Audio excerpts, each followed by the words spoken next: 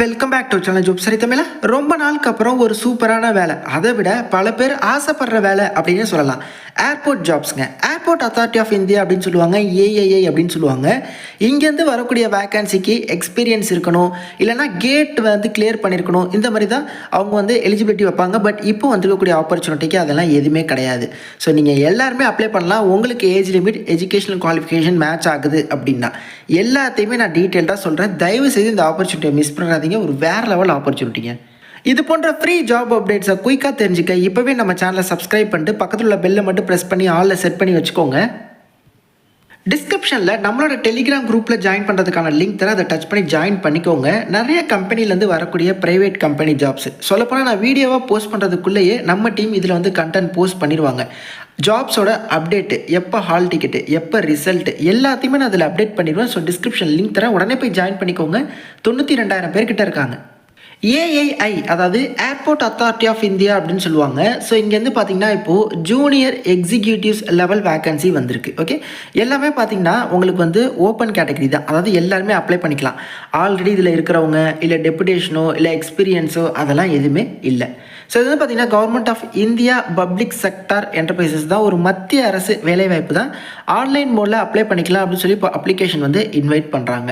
Name of the post பாருங்கள், எல்லாமே junior executive கேடரில் தான் எடுக்கிறாங்க. பட் நிறைய டிசிப்ளினில், உதாரணத்துக்கு ஃபயர் சர்வீஸில் எடுக்கிறாங்க 13 பேர், ஹியூமன் ரிசோர்ஸில் எடுக்கிறாங்க 66, அஃபிஷியல் லாங்குவேஜில் 4. ஓகே, ஸோ மொத்தமாக இவ்வளோ வேக்கன்சி. அதை வகுப்பு வாரியாக பிரித்து கொடுத்துருக்காங்க. யூஆருக்கு எவ்வளோ, இடபிள்யூஎஸ்க்கு எவ்வளோ, பிசி எம்பிசி டிஎன்சி பிசிஎம்னா நீங்கள் ஓபிசியில் வருவீங்க, ஓபிசிக்கு எவ்வளோ, எஸ்சிக்கு எவ்வளோ, எஸ்டிக்கு எவ்வளோ, அதோடு சேர்த்து பர்சன் வித் டிசபிலிட்டிஸ்க்கும் சம் வேக்கன்சிஸ் கொடுத்துருக்காங்க. அது என்ன டைப் ஆஃப் டிசபிலிட்டி அப்படிங்கிறத மேலே மென்ஷன் பண்ணியிருக்காங்க. ஸோ அது என்ன அப்படிங்கிறத நீங்கள் கீழே செக் பண்ணிக்கலாம். அது என்னென்ன டைப் ஆஃப் டிசபிலிட்டி, அதில் உங்களுக்கு அந்த எலிஜிபிலிட்டி சர்டிஃபிகேட் இருக்குது, டிசபிலிட்டி சர்டிஃபிகேட் அப்படின்னா நீங்கள் அதை வச்சு அப்ளை பண்ணிக்க முடியும். ஐ மீன் மேலே ஏபிசிடின்னு இருந்துச்சுல. ஸோ ஏனா என்ன, பினா என்ன, சினா என்ன அப்படிங்கிறத இதில் அவங்க கொடுத்துருக்காங்க. ஏஜ் லிமிட் பார்த்துடலாமா? 27 வயசு வரை உள்ளவங்க அப்ளை பண்ணிக்கலாம். அதாவது 18/3/2025 இந்த தேதியின்படி அதிகபட்சம் 27 வயசு வரை உள்ள பொது பிரிவினர் இடபிள்யூஎஸ் இதற்கு நீங்கள் அப்ளை பண்ணிக்கலாம். அப்போ எஸ்சி எஸ்டிக்கு என்ன ப்ரோ அப்படின்னா 27ஓட ப்ளஸ் 5 இயர்ஸ் எடுத்துக்கோங்க, 5 வருஷம் கூடுதலாக கொடுக்குறாங்க. அப்படின்னா 32 வயது வரை அப்ளை பண்ணிக்கலாம். பிசி எம்பிசி டிஎன்சி பிசிஎம்னா நீங்கள் ஓபிசியில் வருவீங்க, உங்களுக்கு எவ்வளோ அப்படின்னா ப்ளஸ் 3 இயர்ஸ் எடுத்துக்கோங்க. அப்படின்னா 30 வயது வரையும் இந்த வேலை வாய்ப்புக்கு நீங்கள் தாராளமாக அப்ளை பண்ணிக்கலாம். ஆண்கள் பெண்கள் இருபாலருமே.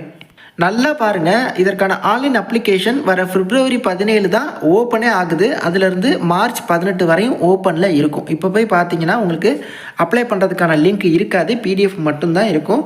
இதை நான் தெளிவாக சொல்லிடுறேன். ஏன்னா கமெண்ட்டில் போய் ப்ரோ என்ன அப்ளை பண்ணுறதுக்கான லிங்கே இல்லையே சும்மா சொல்கிறீங்களா அப்படிங்கிற மாதிரிலாம் கமெண்ட் பண்ணுறீங்க. வீடியோவை தெளிவாக பார்த்தா தானே புரியும், அதுக்காக சொல்கிறேன்.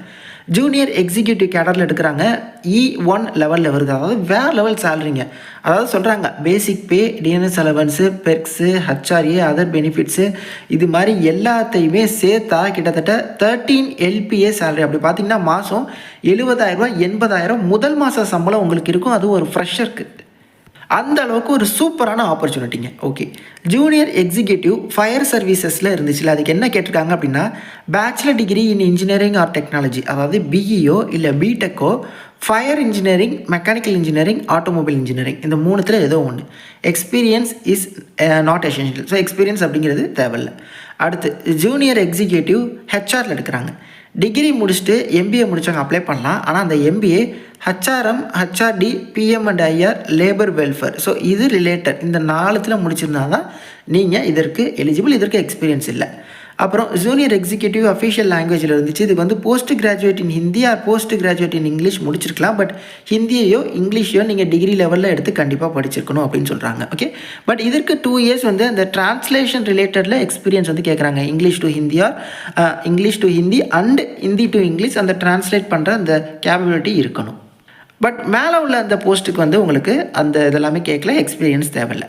ஃபஸ்ட்டு நான் இதில் உள்ள டீட்டெயிலாக சொல்லிடுறேன். அதுக்கப்புறம் இந்த இதில் இருக்கக்கூடிய ப்ராஸ் அண்ட் கான்ஸை நான் உங்களுக்கு சொல்கிறேன். அதாவது அட்வான்டேஜ் டிஸ்அட்வான்டேஜ் நான் உங்களுக்கு சொல்கிறேன். ஓகே, ஸோ மொத்தமாக இதற்கான கட் ஆஃப் டேட் என்ன, இந்த நோட்டிஃபிகேஷனோட லாஸ்ட் டேட் அதாவது 18/3/2025 அதை தான் அவங்க கட் ஆஃப் டேட்டுன்னு மென்ஷன் பண்ணுறாங்க. அதாவது இந்த தேதிக்குள்ளே இவங்க கேட்குற குவாலிஃபிகேஷனை நீங்கள் கம்ப்ளீட் பண்ணியிருக்கணும். இவங்க கேட்குற ஏஜ் லிமிட் உங்களுக்கு நீங்கள் சாட்டிஸ்ஃபை பண்ணணும். அந்த மாதிரி இருந்தால் தான் நீங்கள் எலிஜிபிள். இப்போ உதாரணத்துக்கு பிசி, எம்பிசி, டிஎன்சி, பிசிஎம்னா நீங்கள் ஓபிசி அப்படின்னு சொல்லியிருந்தேன். அதை தான் சொல்லியிருக்காங்க. அந்த ஓபிசி சர்டிஃபிகேட் இந்த ஃபினான்ஷியல் இயர் 2024 டு 2025க்கான ஃபினான்ஷியல் இயரில் எடுத்ததாக இருக்கணும். இயர்னா என்ன அப்படிங்கிறது உங்களுக்கு தெரிஞ்சிருக்கும். 1 மார்ச் 2024 31 மார்ச் 2025 இந்த இயர்க்குள்ளே, இந்த தேதிக்குள்ளே எடுத்த ஓபிசியாக இருக்கணும். அதை தான் இங்கே கொடுத்துருக்காங்க. 31/3/2025 இதற்குள்ளே எடுத்த இந்த ஃபினான்ஷியல் இயர்க்குள்ளே ஓபிசி சர்டிஃபிகேட்டு தான் நீங்கள் வச்சுருக்கணும். அதாவது இந்த நோட்டிஃபிகேஷன் வந்த டைமில் நீங்கள் வந்து இந்த ஓபிசி தான் அப்படின்னு டிக்ளேர் பண்ணக்கூடிய அந்த ஓபிசி சர்டிஃபிகேட் உங்கள்கிட்ட இவங்க எக்ஸ்பெக்ட் பண்ணுறாங்க. அதே மாதிரி எஸ்சி எஸ்டினாலும் அதுதான். ஸோ அதே மாதிரி அந்த 18/3க்குள்ளே எடுத்ததாக இருக்கணும். செலெக்ஷன் ப்ராசஸ் என்ன ப்ரோ பண்ணுறாங்க அப்படின்னா, ஒரு ஆன்லைன் எக்ஸாமினேஷன் வைக்கிறாங்க. அதற்கு வந்து நெகட்டிவ் மார்க்லாம் இல்லை. அது வந்து ஒரு கம்ப்யூட்டர் பேஸ்ட் எக்ஸாமினேஷன் அப்படிங்கிறதும் சொல்கிறாங்க. இந்த ஜூனியர் எக்ஸிக்யூட்டிவ் பதவிக்கு பார்த்திங்கன்னா அது வந்து ஃபயரில் எடுக்கிறாங்க. அது வந்து பார்த்திங்கன்னா ஒரு டிஃபென்ஸ் மாதிரியான வேலை தானே. அதனால் அதில் physical measurement test, driving test, physical endurance test, அப்புறம் ரன்னிங்கு, அப்புறம் வெயிட்டை தூக்கிட்டு கேரி பண்ணி போகிறது, அப்புறம் லேடர் ஏறுறது, கயிறு ஏறுறது, இந்த மாதிரி நிறைய டாஸ்க் வந்து அந்த ஜூனியர் எக்ஸிக்யூட்டிவ் ஃபயர் சர்வீஸ்க்கு பண்ணுறாங்க. ஓகே, அப்போ அந்த ஃபிசிக்கல் மெஷர்மெண்ட் டெஸ்ட்னா என்ன, ஸ்டாண்டர்டு ஃபிசிக்கல் எண்டூரன்ஸ் டெஸ்ட்டுக்கெலாம் என்ன பண்ணணும் அப்படின்னா, ஸோ டேரெக்டாக போய்ட்டு நீங்கள் அட்வர்டைஸ்மெண்ட், அதாவது அஃபிஷியல் வெப்சைட்டில் ப்ரெஸ் நோட்டில் போய் செக் பண்ணுங்கள் அப்படின்னு சொல்லியிருக்காங்க. நான் வந்து இந்த வீடியோ எண்டில் வந்து நம்ம வெப்சைட்டில் போய் செக் பண்ணலாம். ஓகே, அதே மாதிரி இந்த ஜூனியர் எக்ஸிக்யூட்டிவ் ஃபயர் சர்வீஸ்க்கும் 4 வீலர் ஓட்ட தெரிஞ்ச டிரைவிங் லைசன்ஸும் நீங்கள் வச்சுருக்கணும். அதாவது லைட் மோட்டார் வெஹிக்கிள் தான், அந்த கார் இருக்குல்ல, அது ஓட்ட தெரிஞ்ச டிரைவிங் லைசன்ஸும் வச்சுருக்கணும். Selected candidates will be label to post anywhere in India. இந்தியாவில் எங்கே வேணால் உங்களுக்கு வந்து இதற்கான ஜாப் லொக்கேஷன் இருக்கலாம் அப்படிங்கிறதையும் சொல்லியிருக்காங்க. பட் எக்ஸாமினேஷன் மேக்ஸிமம் நமக்கு தமிழ்நாட்டுக்குள்ளே இருக்கும். அதே மாதிரி வழக்கம் போல் ஃபோட்டோ, சிக்னேச்சர் எல்லாம் அப்லோட் பண்ணுற மாதிரி இருக்கும். ஃபீஸ் பாருங்கள், 1000 rupeesக்கு உங்களுக்கு ஃபீஸு.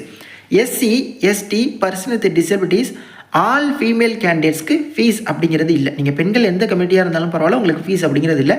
ஜஸ்ட் உங்களுக்கு வில்லிங் இருக்குது, எலிஜிபிலிட்டி இருக்குது அப்படின்னா நீங்கள் ஆன்லைனில் அப்ளிகேஷன் மட்டும் சப்மிட் பண்ணால் மட்டுமே போதுமானது. ஸோ இதான் பார்த்தீங்கன்னா இந்த டீட்டெயில்டு நோட்டிஃபிகேஷனில் சொல்லியிருக்காங்க. நம்ம டேரெக்டாக போய்ட்டு இந்த ஏர்போர்ட் அத்தாரிட்டி ஆஃப் இந்தியா வெப்சைட்குள்ளே போய் பார்த்துடலாம்.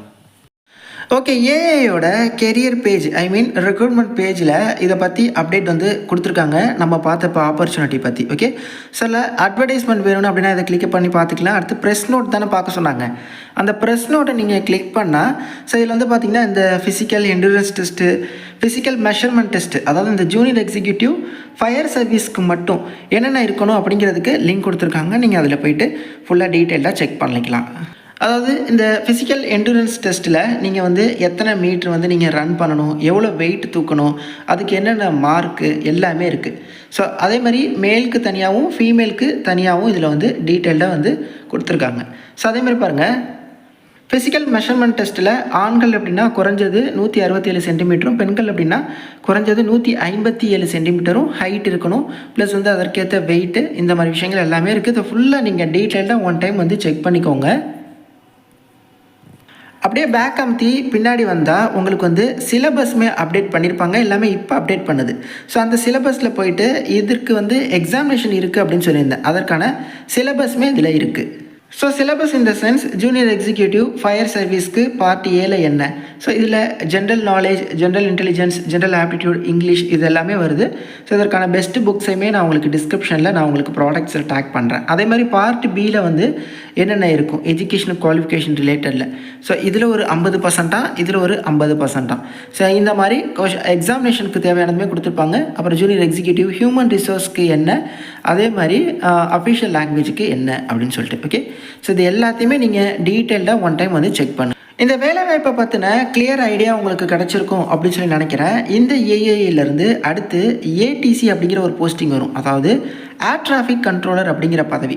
அந்த நோட்டிஃபிகேஷனும் விரைவில் வர நான் எக்ஸ்பெக்ட் பண்ணுறேன் நிறைய வேக்கன்சிஸ்க்கு. ஸோ அதுக்குமே பார்த்தீங்கன்னா நிறைய பேர் அப்ளை பண்ணுங்கள். இந்த ஜாப் அப்ளை பண்ணுறவங்க அதுக்கும் அப்ளை பண்ணிக்கலாம். ஸோ இதில் எலிஜிபிலிட்டி இருக்கிறவங்க நிச்சயமாக அதுக்கு அப்ளை பண்ணுங்கள். உங்களுக்கு யூஸ்ஃபுல்லாக இல்லைனா நிறைய பேருக்கு இந்த வீடியோ ஷேர் பண்ணுங்கள். எந்த ஒரு டவுட்ஸாக கமெண்ட்ஸ்லையும் இன்ஸ்டாலையும் கான்டாக்ட் பண்ணுங்கள். தேங்க்ஸ் ஃபார் வாட்சிங். Take care and by.